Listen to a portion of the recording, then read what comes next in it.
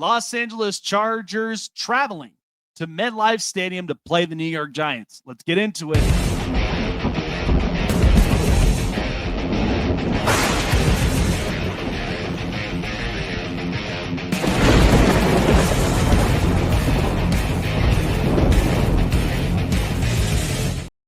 What's up, Charger fans? How are we feeling?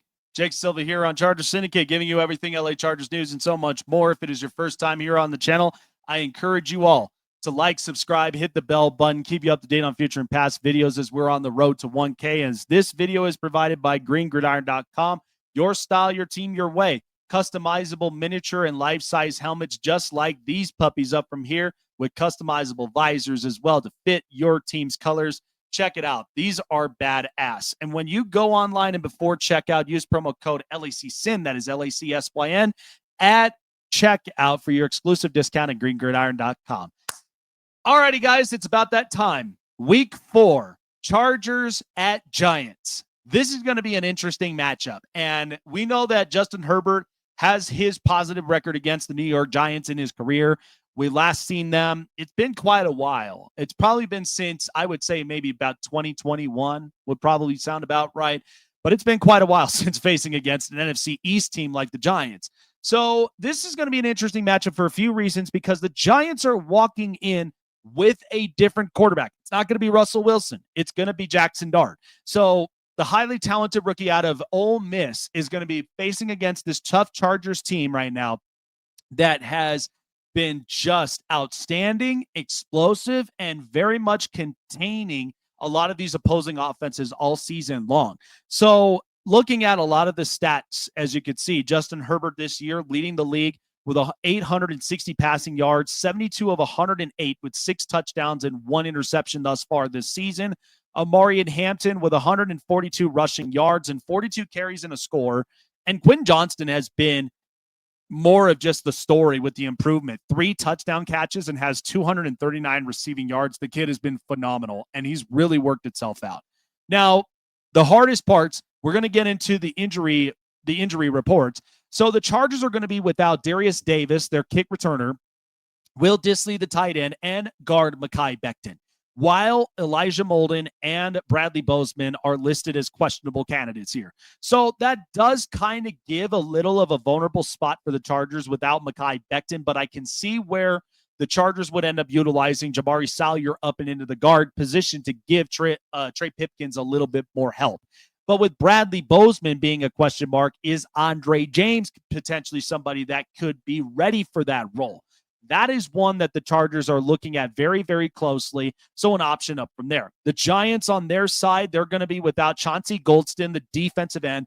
Tyron Tracy's out with a shoulder injury. Raheem Nunez-Roches is now doubtful in the game with a foot injury. Graham Gano out with a groin, and Chris Board, their linebacker, is out with on the IR with a chest issue. So the Giants are going to be without a couple guys up front, more on the D-line side. So that means that a couple of guys that would have to step up would be Dexter Lawrence, Kayvon Thibodeau, Bobby Okereke, and even Abdul Carter and Brian Burns. This is going to be quite a challenge for the Chargers, though, because of a front seven that's that stacked, that could get pressures, get sacks, and really rack up like the amount of tackles against the quarterback, because Justin Herbert last week against the Denver Broncos was hit 14 times. So even with that, you still have to be able to protect your franchise quarterback. I know the Giants right now are 0-3, but we never take any, opponent very easily. So the Chargers know that there's going to be that instilled where it's a tougher matchup with just the front.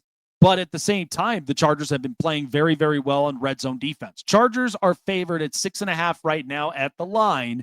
But looking at how last week's have been looking like, Chargers last meeting in 2021, they beat the Giants 37-21 in December. And then last week beating the Broncos 23-20, while the Giants ended up losing 22-9 against a struggling offensive team in the Kansas City Chiefs. Now, the Chargers offense, this is where they've been ranking this year, which has changed.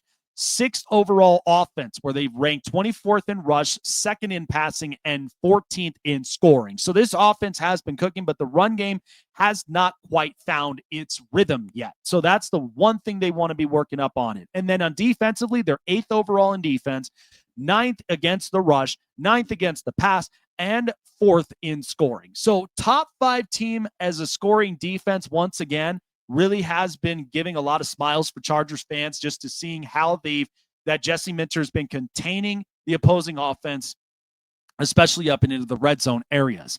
Now, the keys into this matchup up from here is that the Chargers run game versus the Giants' defensive front.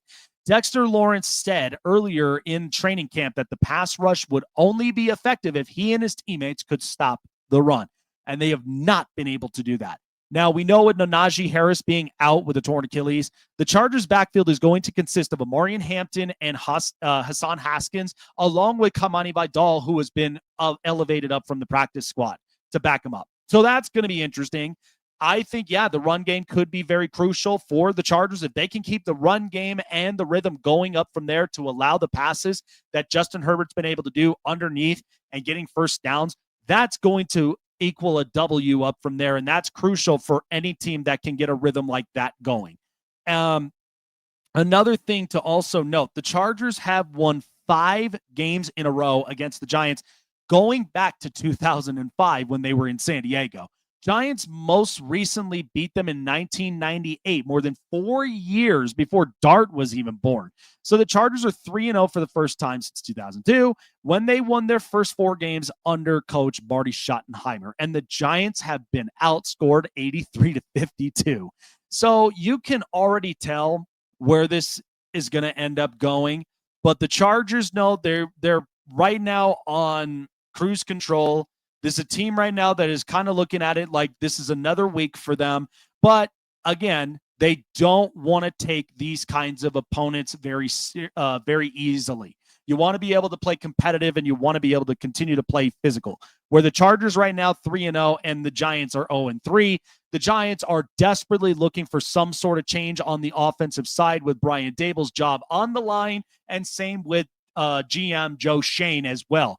But the Chargers, they're just looking to get another win in the category and be ready for week 5 coming up. So this could be an interesting matchup. I like the odds, though, for the Chargers to really get after it, especially against the run. I don't know as far as 6.5. That might be tough. I would probably say the Chargers could come with a 4-point margin more than anything else. So I would maybe potentially look at this game as a 24-17 game. And the only reason, actually, scratch that. My scoring prediction up from here, I will actually take the Chargers. Forget about all of that. I'm going to take the Chargers money line up from there, and I'm going to go with a 28-20 game score. Chargers end up winning this with 8 points. So I am actually going to be taking this. I don't know why that ended up just coming up and into my mind, but scratch it. I got it at 8. I got this one as an 8-point margin. Jackson Dart will have his welcome to the NFL moment. I don't know what it may end up looking like because there's not a whole lot of film up onto the kid, but we don't want to end up taking the Chargers or the Giants that lightly. So that's the one thing that we have to take away from up into this game. Get ready for week 5 and be prepared for what's in store for the Chargers all season. That's going to do it here for me on Chargers Syndicate. Comment your guys' score predictions as well here into the chats. Like, subscribe, hit the bell button, guys. We'll see you guys come Sunday in MetLife. Take care, everyone. Jake Silva signing off. Have a great rest of that weekend and enjoy the game. Go Chargers.